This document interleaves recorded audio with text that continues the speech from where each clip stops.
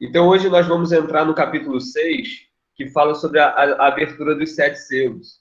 É lógico que, assim como o capítulo 4, o capítulo 2 e o capítulo 3 estão em conexão, que fala das cartas das 7 igrejas, e o capítulo 4 com o capítulo 5 estão em conexão, porque é a visão de João lá no céu, com a imagem de Deus no trono, no capítulo 4, a imagem do Cordeiro, no capítulo 5.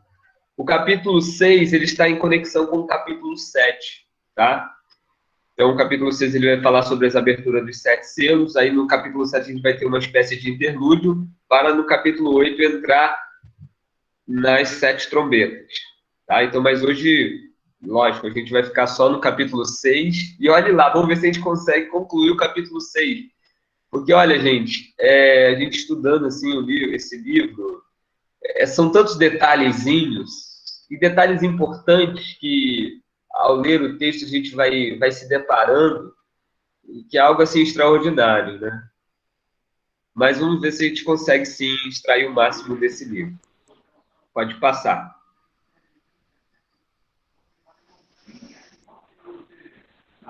Aí. Então, ó, os capítulos que temos agora apresentarão quadros dos sofrimentos da igreja. Oi? Oi, alguém ia falar aí? Não, eu ia falar, então quer dizer que esse versículo está falando já dos salvos que estão no céu? Dos que estão, na medida que vão morrendo, estarão no céu, fim do céu. Tá? Certo, tá. A gente já vai chegar lá. Ó, porque do versículo 9, o quinto selo começa no versículo 9, tá? E aí eles falam daqueles que, ó, versículo 9 diz assim: quando o cordeiro quebrou o quinto selo, vi debaixo do altar as almas daqueles que tinham sido mortos por causa da palavra de Deus. Então, estão falando dos mortos e daqueles que ainda hão de morrer, vamos dizer assim, ainda hão de morrer e estar na glória com o Pai, tá? Mas eu já vou chegar nesse texto, aí a gente destrincha melhor. Se qualquer dúvida que você tiver, a gente vai aprofundando quando a gente chegar lá. Tá bom? Vamos lá, então. Os capítulos que temos agora apresentarão quadros dos sofrimentos da igreja, dos juízos divinos sobre seus inimigos e do triunfo final de Cristo. Tá? Então, esses selos que vão ser abertos vão traçar toda a trajetória. Lembra quando a gente falou do livro que estava nas mãos de Deus e foi dada para o Cordeiro? O Cordeiro foi digno de abrir e desatar os selos, de desenrolar, de revelar os mistérios do mundo, os mistérios daquilo que estavam acontecendo e que iriam acontecer e que ainda vão acontecer. Alguns já estão acontecendo, outros ainda não aconteceram e estão por acontecer. Pode passar, pai.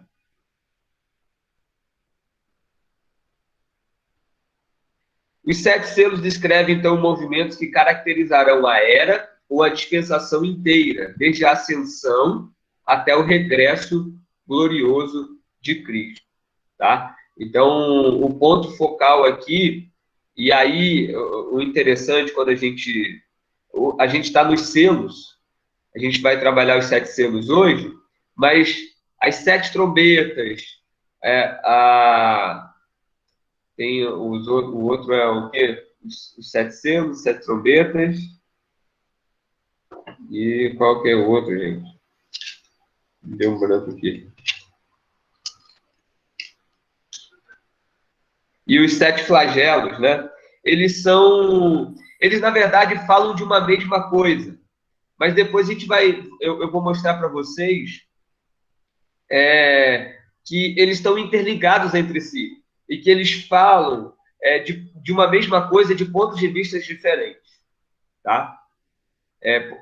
E o pano de fundo é justamente isso. O que está acontecendo, o plano da obra divina, plano salvífico divino, né, de salvar, de operar neste mundo que é mal, esse mundo que o inimigo ele está agindo, mas ao mesmo tempo nada escapa do controle da mão do Cordeiro.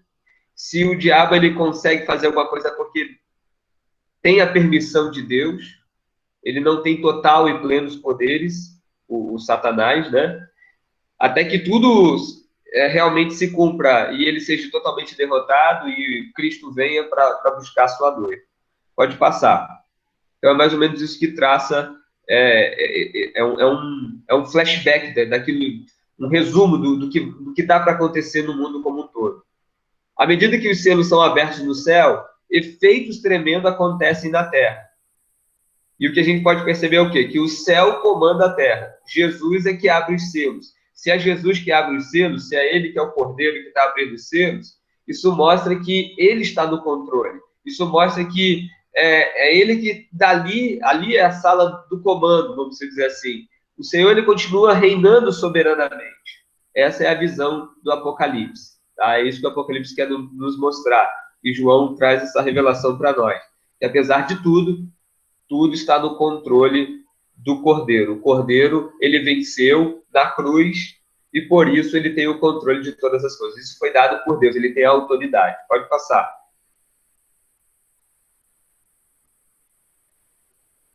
Então, Apocalipse 6 é como um texto paralelo de Mateus 24, Marcos 13, Lucas 21, que são chamados os textos apocalípticos dos evangelhos. Tá? Lá fala de guerras, fala de fomes, fala de perseguições, fala de abalos do mundo, fala sobre a segunda vinda. Então, já nos evangelhos, Jesus mesmo já falou desses sinais que estavam por acontecer antes da sua volta, antes dele voltar, da sua segunda vinda. Então, a gente tem que analisar esse capítulo 6 com um pano de fundo, Mateus 24, Marcos 13, Lucas 21, que fala justamente daquilo que Jesus mesmo já tinha falado. Ou seja, que antes da sua vinda, aconteceriam tudo isso daí, guerras, fomes, perseguições, abalos do mundo, esses abalos cósmicos, referentes a terremotos, mudanças de climas e tantas outras coisas que afetam a natureza. Pode passar. Então, quem tem o livro tem o controle de todas as coisas. É isso que a gente frisou na aula passada, né? Então, é o Cordeiro que tem autoridade para abrir os selos. Então, se ele tem autoridade, João quer mostrar, o livro de Apocalipse quer mostrar que é o Cordeiro que governa todas as coisas. Então, eu estou frisando bem isso para vocês, antes da gente falar aí dos 4 cavaleiros, tá? Mostrando o seguinte, que apesar de tudo que acontece no mundo, de tudo que acontece no nosso dia a dia, a gente tem que entender a visão do texto, daquilo que é a mensagem central do Apocalipse, que é mostrar o trono. Lembra que eu falei do trono? 50% das palavras para trono que a gente tem no Novo Testamento, 50% dela está tudo no livro de Apocalipse, para mostrar que realmente a Apocalipse fala de Deus que está sentado no trono, está governando soberanamente, ele controla todas as coisas. Então, o Cordeiro governa, tá? Então, é isso que quer mostrar para nós o texto. Agora, vamos lá. Pode passar. Ainda tem um pouco da introdução? Vai, pode passar. Ah, tá. Então, como que está estruturado esse capítulo 6? Pode passar, pai. Passa. E passa mais uma vez. Aí. Então, como que está estruturado esse capítulo 6? O capítulo 6, ele fala dos 4 cavaleiros, que são os 4 primeiros selos que o Cordeiro ele abre, que vai do versículo 1 ao 8. Depois nós temos a segunda parte, que é a abertura do 5º selo, que é os santos martirizados na glória, que vai do versículo 9 ao 11. E o 6º selo, que fala do abalo do céu, que é justamente o juízo divino que vem, que acontece. Está do versículo 12 ao 17. Então, basicamente, a estrutura desse capítulo 6 se subdivide em 3 partes, tá? Os 4 cavaleiros, o 5º selo e o 6º selo. Pode passar. Vamos, então, analisar a primeira parte, que é os 4 cavaleiros do Apocalipse, que vai do versículo 1 ao 8. Pode passar. Então, a imagem dos 4 cavaleiros ela é extraída lá de Zacarias, do capítulo 1, de 7 a 11, e de 6, de 1 a 8. Então, para a gente entender, por exemplo, muita coisa que acontece no Apocalipse, A chave de interpretação do livro de Apocalipse é a própria Bíblia, especialmente o Antigo Testamento. Porque o autor, ele está sempre fazendo conexões com o Antigo Testamento. Isso eu tenho sempre apontado para vocês aqui. E não é diferente aqui nessa visão que ele tem desses 4 cavaleiros. Se você for ver, essa visão dos 4 cavaleiros também em Zacarias, que também tem características apocalípticas no seu livro, ele trabalha essas imagens. Pode passar.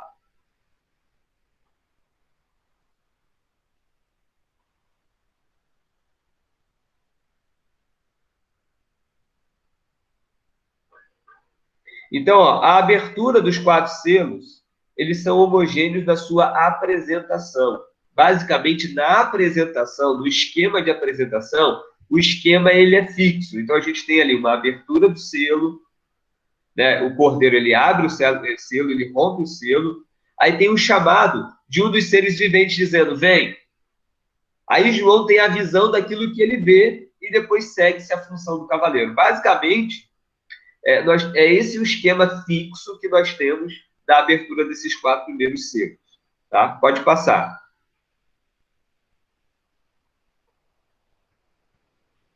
O cavalo aí, ele é uma figura teriomorfa. O que é isso? É uma figura que é uma figura de linguagem a partir da imagem de um animal. Então, por que nós temos a imagem do cavalo? Lembra do simbolismo, quando eu falei com vocês sobre o simbolismo. O livro de Apocalipse ele é cheio de simbolismo. Não quer dizer que existe esse cavalo de forma literal, mas o cavalo ele é um símbolo que remete a uma mensagem por trás dele. Então, o que significa o cavalo? Por que existe essa figura do cavalo? Então, ela é uma figura que fala da sua poderosa musculação, é símbolo da força, né? Símbolo de força, de velocidade, de liberdade. Então, representa uma energia que supera as potências terrenas. Então, quando fala desse cavalo, desse cavaleiro que saiu e que recebeu autoridade para estar nesse mundo e para fazer o que foi dado, a função para ele fazer, a missão que foi dada para esse cavalo, mostra que esse cavalo ou esse cavaleiro ele tem em si uma certa força, uma certa energia para percorrer sobre a Terra e manifestar o seu propósito, a sua missão. Daí a figura do cavalo, daí o porquê dessa imagem do cavalo. Tá? Então lembra sempre desses simbolismos que o livro ele trabalha conosco. Pode passar. Então, os 4 cavaleiros representam um ciclo de ações resultantes da ação humana. O pecado se volta contra si mesmo e ele é autodestrutivo. De uma certa forma, nós temos uma espécie de juízo de Deus nos 4 selos, tá? Com a exceção que eu vou falar para vocês do primeiro cavaleiro, que é o cavalo branco. Mas os demais cavaleiros, o segundo, o terceiro e o quarto, principalmente é uma espécie de juízo de Deus, mas um juízo que não tem propriamente uma ação de Deus nesse juízo. Mas a ação de Deus é uma ação de permissão, vamos dizer assim. Porque o juízo mesmo de Deus vem no 6º selo. Então, nos primeiros selos, nós temos uma permissão de Deus que reflete mais, e a gente vai ver quando eu vou analisar cada um desses cavaleiros, que refletem mais uma ação humana do que propriamente uma ação divina. É uma ação humana que é fruto do pecado. Tá? Então, é um ciclo do pecado que se volta contra si mesmo. Porque guerra, fome, destruição, tudo isso está atrelado à figura do pecado humano. Então, é uma permissão de Deus para mostrar que o próprio pecado ele é autodestrutivo. Então, o juízo de Deus está embutido nessa permissão em permitir o homem, de uma certa forma,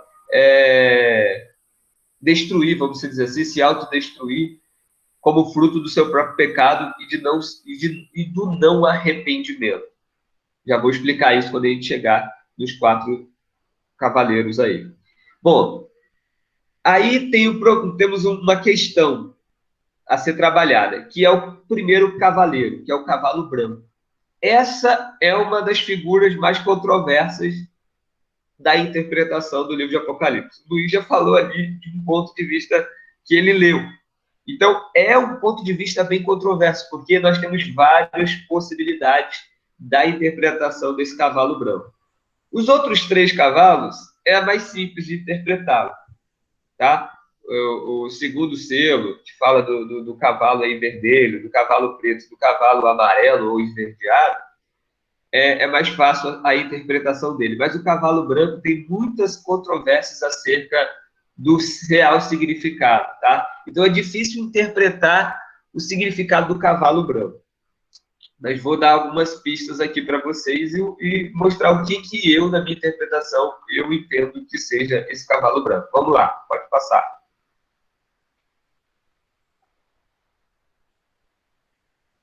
Então, assim, estudando alguns autores, estudando alguns exegetas, estudiosos, eu vou apontar aqui alguns pontos de vista acerca do que significa esse cavalo branco. Então, por exemplo, Adolf Pohl e o Warren Wiersbe, ele interpreta o cavalo branco, seu cavaleiro, como sendo o anticristo, tá?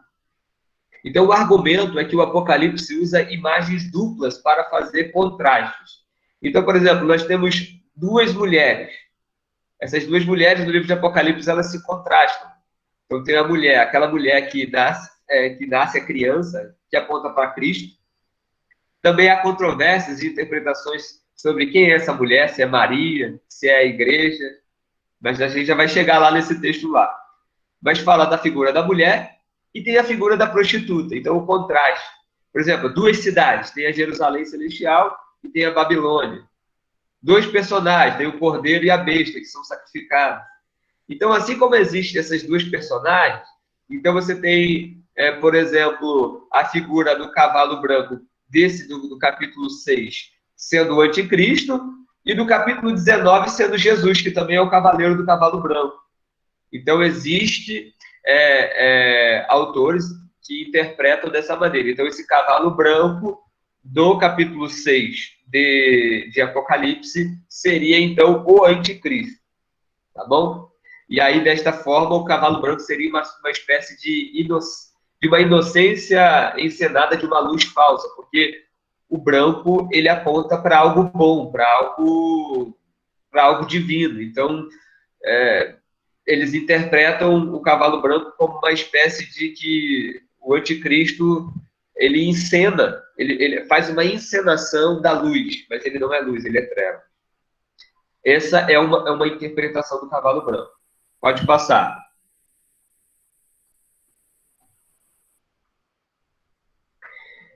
Bom, mas nós temos também outras interpretações. Por exemplo, William Barclay e Grant Osborne, assim como Grant Osborne, ele cita também Morris, Roloff e Aune, que são exegetas gabaritados com muita importância no cenário exegético, né, são estudiosos do Novo Testamento. Eles já interpretam o cavalo branco como as conquistas militares. Então, seria o desejo humano pela guerra e suas consequências. Então, não tem nada de espiritual, vamos dizer assim. Não é o anticristo, mas é o humano mesmo, é o ser humano, vamos dizer assim. Então, desses 4 selos interconectados, o juízo de Deus é permitir que a depravação humana siga seu curso. Não são forças demoníacas, e sim forças humanas. Então, as grandes invasões militares do Império Romano conquistando o mundo, e depois dele, outros impérios, por exemplo, até mesmo no século XX, nós tivemos aí Hitler, da Alemanha lá. Então, eles também é uma espécie dessa ação humana, de autodestruição, de conquista. Então, isso é fruto do próprio pecado humano, vamos dizer assim. Então, esses autores, eles interpretam esse cavalo branco como uma ação humana e que está conectado aos outros 3 cavalos. Que um é da conquista, o primeiro, o segundo é o da guerra, o terceiro da fome e o quarto da morte. Então, eles estão interconectados entre si. Tá? Então, esses autores, eles seguem essa linha de interpretação, que é a linha mais comum, vamos dizer assim, hoje. Pode passar. Ainda tem mais interpretação, só para mostrar para vocês o quanto que é complexo a gente interpretar esse primeiro cavaleiro aí. Simon Kistemaker e George Led, eles interpretam o cavalo branco como sendo a pregação do evangelho em dimensões universais. Então, eles já têm uma outra perspectiva sobre esse cavalo branco. Então, eles veem esse cavalo branco como se fosse o evangelho sendo pregado, sendo multiplicado, percorrendo sobre o mundo, mesmo diante dos outros cavaleiros. Então, o cavalo branco, aqui na visão de Led e de Kistemaker, é que o cavalo branco ele destoa dos outros cavalos, ele é diferente, ele tem uma imagem positiva, enquanto os outros 3 cavalos têm uma imagem negativa. Então, em meio a essa imagem negativa, esse cavalo branco ele percorre mesmo em meio às guerras, mesmo em meio às destruições, à fome, mesmo em meio à morte que vai perseguindo, e a morte, na verdade, é o resultado da guerra, da fome. Então, mesmo diante disso tudo, o evangelho está sendo pregado, o evangelho está sendo proclamado, tá? Então, mais ou menos seguindo a ideia lá de Mateus 24, 24, que primeiro o evangelho será pregado em todo mundo e depois disso o fim. Ok? Então, é mais ou menos isso que tem essa interpretação. A Carol falou que faz mais sentido. Ok, vamos ver. E por último, eu aponto aqui esses autores aqui, William Hendrickson, Alberto Casalenho e Hernandes Dias Lopes, que interpreta o cavalo branco e seu cavaleiro como sendo Jesus Cristo, tá? Então, o branco é a cor da perfeição. Como eu já falei para vocês sobre isso, a questão do simbolismo. É a cor da perfeição e da santidade. E constantemente relacionado com a realidade da ressurreição. Tanto é que a gente vai ver ali no 5º selo, quando fala dos mártires do céu, ele é dada para eles as vestes brancas. Então, as vestes brancas é sinal de purificação, é sinal de ressurreição, é sinal de santidade. Então, olha outros pontos aí que a gente tem, a imagem do simbolismo do Apocalipse. É por isso que eu dei aquela aula toda falando para vocês sobre o simbolismo das cores, a questão lá do aspecto cromático do Apocalipse. Então, a cor faz sentido, a cor tem uma mensagem por trás daquilo. Então, por exemplo, no capítulo 1, versículo 14, fala de cabelos brancos, e está tudo apontando para Jesus. A pedrinha branca, no capítulo 2, 17, é uma relação da igreja, mas é dado por Jesus. As roupas brancas, que tanto são as vestes de Jesus, quanto as vestes daqueles dos seres celestiais e dos que são salvos. Fala da nuvem branca, os cavalos brancos, o cavalo branco lá do capítulo 19, o trono que é branco do capítulo 20. Então, o branco não pode ser usado nem para o diabo, nem para o anticristo. Então, assim, particularmente, eu sigo essa linha de interpretação, tá? Mas não questiono, vamos dizer assim, a linha de interpretação que aponta o cavalo branco como sendo aquela ação humana de conquista, tá? Mas aquela interpretação que aponta o cavalo branco como sendo anticristo ou forças demoníacas, aí eu já refuto. Aí eu já digo que não. Porque aí já entra em contradição, vamos dizer assim, com a característica geral do livro de Apocalipse. Tá bom? Então, por isso que aí eu já refutaria quem defende a ideia do cavalo branco ser o anticristo. Apesar de ter até até ter argumentos, vamos dizer assim. Tá? A visão de ser o evangelho pregando em meio às guerras pode fazer sentido e pode fazer até conexão com a ideia de ser Jesus Cristo. Eu prefiro a imagem de Jesus Cristo porque é a ideia de que o livro de Apocalipse quer mostrar que, apesar das guerras, apesar do mal imperar neste mundo, apesar das desgraças que acontecem nesse mundo, por outro lado, Jesus está agindo neste mundo. Jesus está operando nesse mundo. Aí, por isso que a gente tem a imagem de Jesus no trono, como cordeiro, governando, porque o trono dá a ideia de governo. e, ao mesmo tempo, do cavalo em meio ao mundo, quer mostrar a presença de Jesus neste mundo. Apesar do mundo ser mau, apesar do mundo já do maligno, Jesus está junto com a sua igreja. Lembra? A imagem de Jesus está no meio da sua igreja. E a igreja está na terra. Então, Jesus está na terra também, guardando, protegendo, sustentando a sua noiva. Tá? Então, daí... E aí eu vou dizer, eu vou me aprofundar um pouquinho do porquê que eu sigo essa ideia de ser Jesus. Mas até aí, o que vocês acham? Quero ouvir vocês agora. Eu já vi que nosso tempo não vai dar para a gente estudar tudo esse capítulo 6 hoje. Tá? Mas eu quero que vocês entendam, eu quero que vocês compreendam, quero saber se vocês estão entendendo o que eu falei aqui, se tem alguma dúvida, ou quer fazer algum comentário acerca do que até aqui nós vimos. O que vocês acham?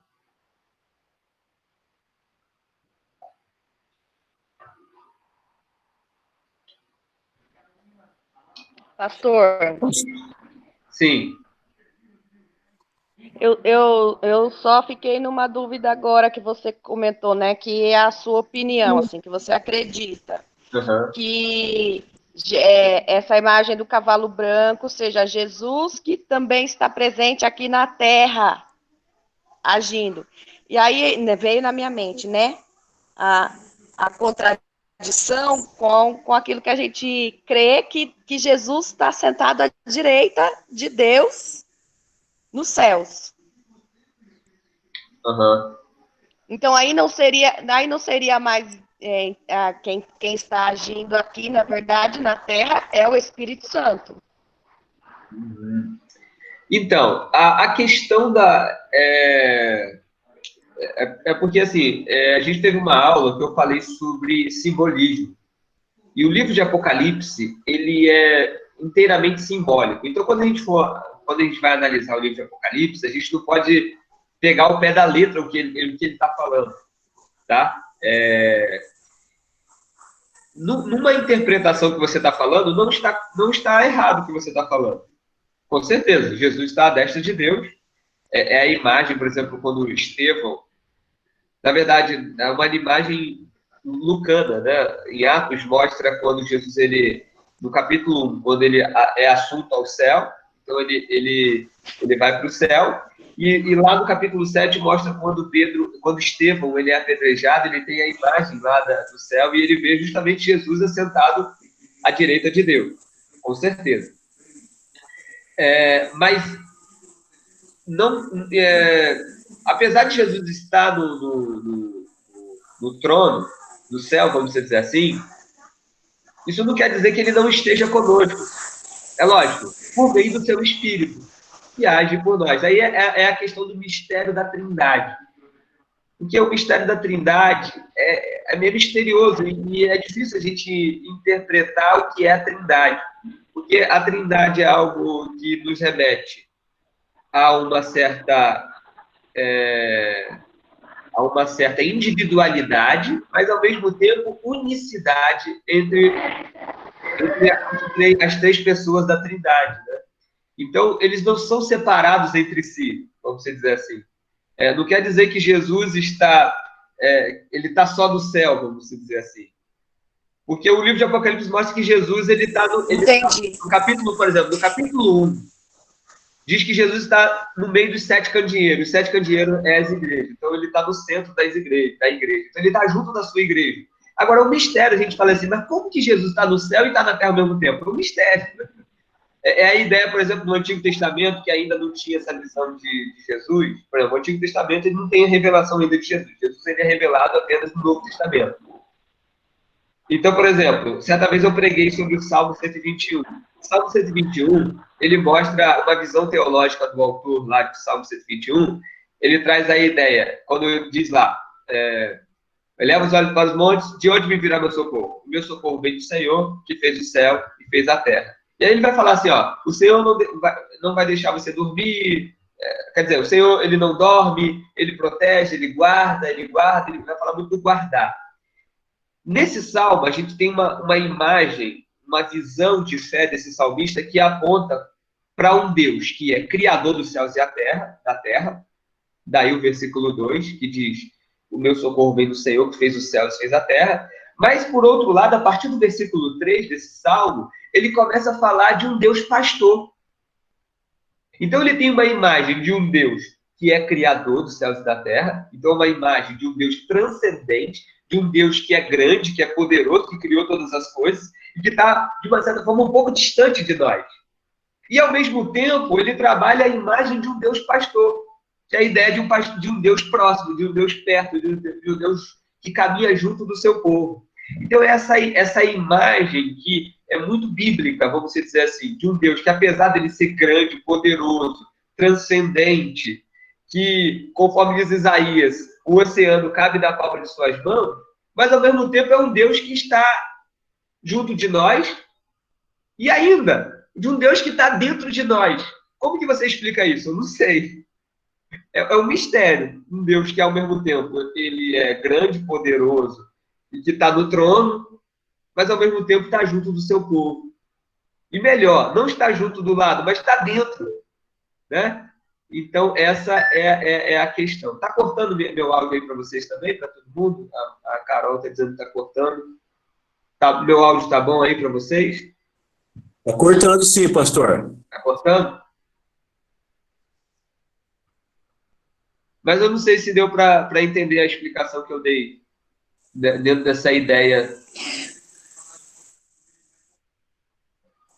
Entendi. Consegui entender, sim. É verdade. Que aí, depois, quando a gente leu a Bíblia no contexto todo, né, a gente vê que são várias manifestações de Deus, né, e que não tem, assim, uma sequência e não tem uma separação. Justamente. Né? Porque, assim, você pode dizer assim, você pode ter estado num culto, por exemplo, e você recebeu aquela palavra e você pode dizer assim, nossa, eu senti tanta presença do Espírito Santo de Deus, e outra pessoa falar assim, nossa, que culto abençoado, poxa, eu senti tanta presença de Jesus aqui conosco, e outro falar assim, poxa, eu senti a glória de Deus aqui nesse culto. Ou seja, todo mundo sentiu Deus, né? Agora, numa perspectiva diferente, cada um falou de uma forma diferente, mas falou da mesma coisa. Ok? Deu para entender? Eu sei que é um mistério, a Trindade é um grande mistério. Tá?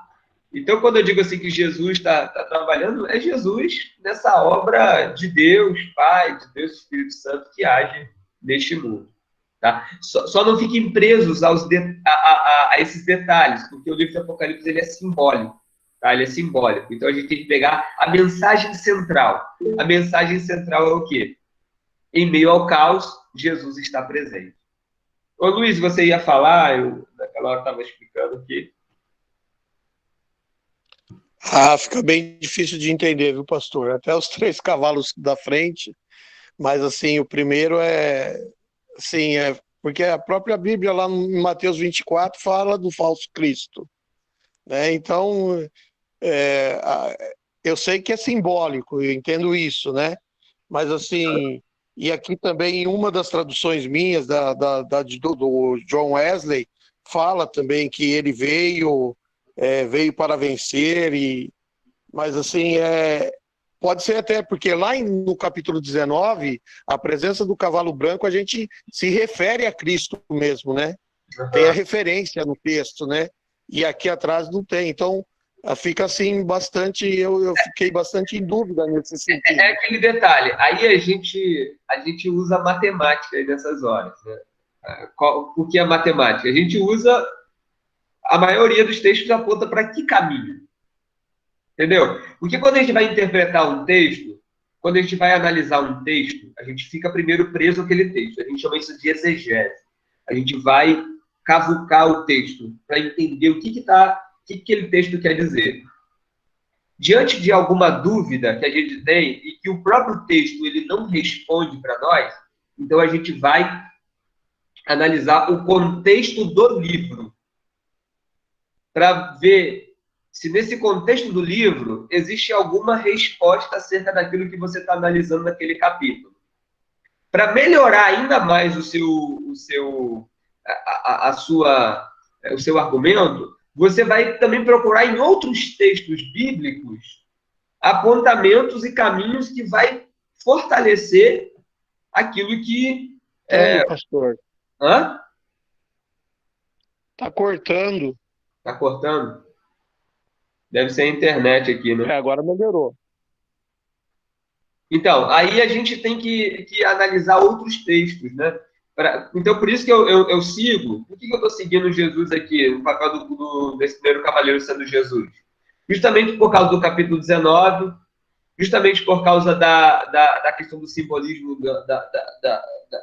da cor branca, tá? Então, é mais nesses aspectos. Mas eu vou aprofundar mais aqui ainda nesse texto. Mas você viu lá, eu não cheguei, confesso que eu não cheguei a ler o comentário de John Wesley. Até porque John Wesley não é um exegeta, vamos dizer assim. Ele é um pastor, tem a sua interpretação, ele segue uma linha também mais pós-tribulacionista, ele tem uma visão mais pastoral, vamos dizer assim, não tem uma visão muito exegética. Mas o que você leu, qual é a linha que John Wesley segue?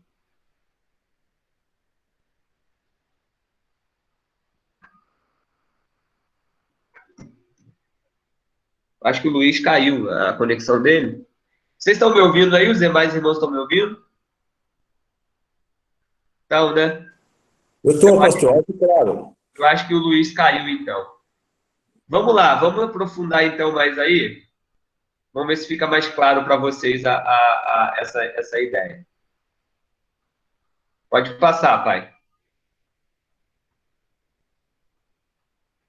Luiz, voltou? Voltou, não sei se é a minha internet. Você caiu, Luiz. Me diz uma coisa, Luiz. Eu confesso que eu não li lá o comentário de Wesley. O que o Wesley fala desse cavalo branco aí? Então, está mais voltado para ser Jesus. Aquele que persevera, que vence. Então, eu entendo a interpretação quando a gente passa, se for pelo simbolismo do Apocalipse das vestes brancas, tem que ser Jesus mesmo, porque todo capítulo, quando situa em vestes brancas, que nem no outro selo que vai representar os mártires mortos que estão debaixo do altar de vestes brancas, traz para Jesus, né? Para a consagração, santificação. Eu entendo nessa linha, só que o que ficou muito para mim, assim, que eu não consegui entender, porque eu busquei em 4 Bíblias, e das 4 que eu busquei, 3 trazer essa... Alguns interpretam como anticristo. Uhum. Não, é aquele detalhe que eu falei no início para vocês. O livro de Apocalipse não é fácil. Vai ter muitas vertentes, muitas interpretações. Então a gente vai tentando amenizar isso, estudando outros textos e que vão dando base para nós. Mas vamos analisar mais aqui o porquê de eu interpretar sendo Jesus esse cavaleiro branco. Então, olha... eu vou fazer assim, olha, se Deus não me revelou, eu vou compreender que é o Senhor, é o cavalo de vestes brancas que está aí para nos proteger, para nos dar graça. Então deixa Deus revelar. Tá certo. Vamos lá, ó. Olha o que diz aqui, ó. Esse primeiro selo não traz nenhuma maldição. Por que eu interpreto que é Jesus e não o anticristo? Porque esse primeiro selo, ele não traz nenhuma maldição. Enquanto os outros 3, que fala do cavalo vermelho, do cavalo preto e do cavalo amarelo, trazem sempre algo negativo, esse cavalo branco não fala de nada negativo, não fala de uma maldição. Então, esse texto está de acordo com o texto paralelo lá de Apocalipse 19, que o capítulo 19 é Jesus. O capítulo 19 não há dúvida que aquele cavaleiro que está sentado no cavalo branco é Jesus. Então, a descrição de Jesus Cristo em sua vinda gloriosa é incontroversa, na minha opinião. Tá, vamos lá, passa mais uma vez. Então, ó, esse texto está de acordo com o tema geral do livro, que é a vitória de Cristo. Ele saiu vencendo para vencer. Então, em todo momento, quando se fala de vitória no Apocalipse, ou é a vitória de Jesus, ou é a vitória da igreja, dos cristãos, por meio de Jesus. Então, o tema da vitória no livro de Apocalipse está sempre apontando para Cristo. Cristo é o vencedor. Mesmo ele morrendo, mesmo ele sendo um cordeiro imolado, mas ele é o vencedor. Então, essa é a ideia, o aspecto do vencedor está ligado ao próprio Cristo. Daí, do porquê eu entender isso. Pode passar.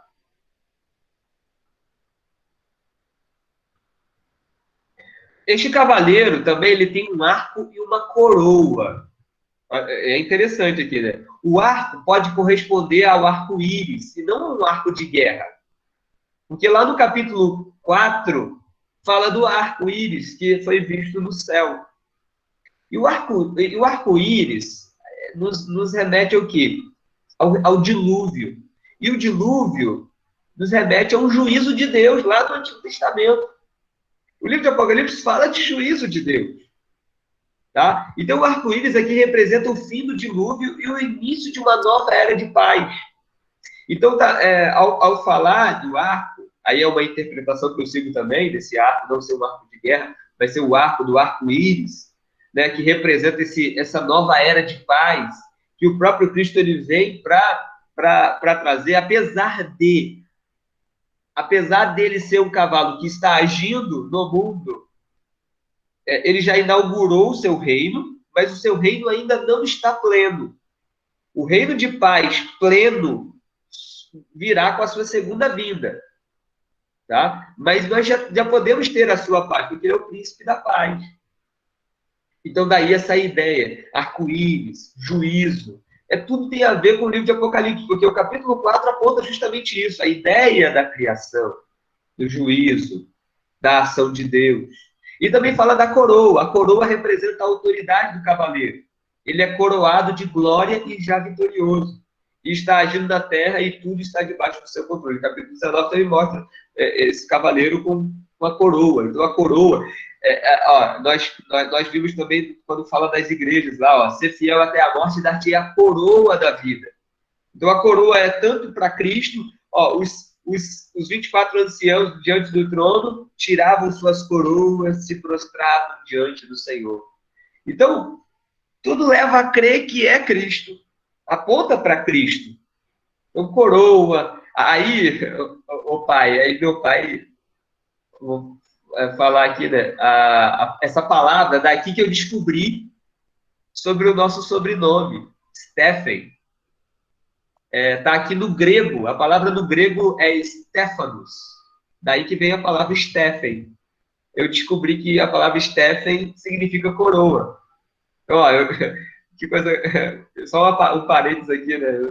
O meu sobrenome está ali no Apocalipse, ali, significa coroa. Então, eu sou uma pessoa coroada, já no sentido espiritual mesmo, porque eu sou de Jesus, e no nome também, ó. Tá aí, tá nessa palavra aí, coroa. Então, você vê a palavra coroa no livro de Apocalipse, está lá a palavra Stephanos no grego, e a palavra transliterada, vamos dizer assim, pro inglês, Stephen, seria, né? E aí a tradução seria coroa. Pode passar. Deixa eu ver se acabou aí. Se tem mais coisa aí. Tá, ok. Vamos ficar só no primeiro cavaleiro? Volta lá, pai. Volta lá, porque já deu 11 horas já. Olha que eu tentei... Meu propósito era falar de todos os selos. Só falei de um selo só até agora, gente. Mas aí, eu quero ouvir vocês. Eu sei que, como o Luiz apontou aqui, nós temos várias vertentes. Mas eu gostaria de saber de vocês se está claro aquilo que eu expliquei. Quando eu digo, eu só estou perguntando se está claro, não estou perguntando se você concorda comigo ou não, tá? Eu quero saber se você tem alguma dúvida, que dúvida ficou acerca, pelo menos, desse primeiro cavaleiro. O que você acha que seja realmente esse primeiro cavaleiro? Se você acha, não, eu acho que é Jesus, não, eu acho que é o anticristo, não, eu acho que é a ação humana que veio para conquistar. O que vocês acham? Agora eu quero ouvir vocês aí nesses 10 minutinhos final que a gente tem. Ô, pastor, eu entendi assim. Antigamente eles tinham vários deuses. E o nosso Deus é um Deus para todas as coisas. Pode ser assim? Também. Pode tirar, pai. Pode tirar da apresentação aí.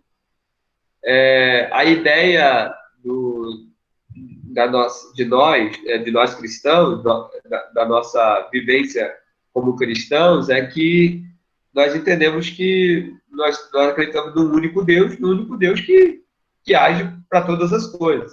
Agora, na época lá, na religião romana, era uma religião politeísta, que tinha vários deuses. Para tudo tinha um deus. Era o deus da colheita, era o deus da fertilidade, era o deus do vinho lá, o deus da alegria deles lá, era Deus para todas as coisas.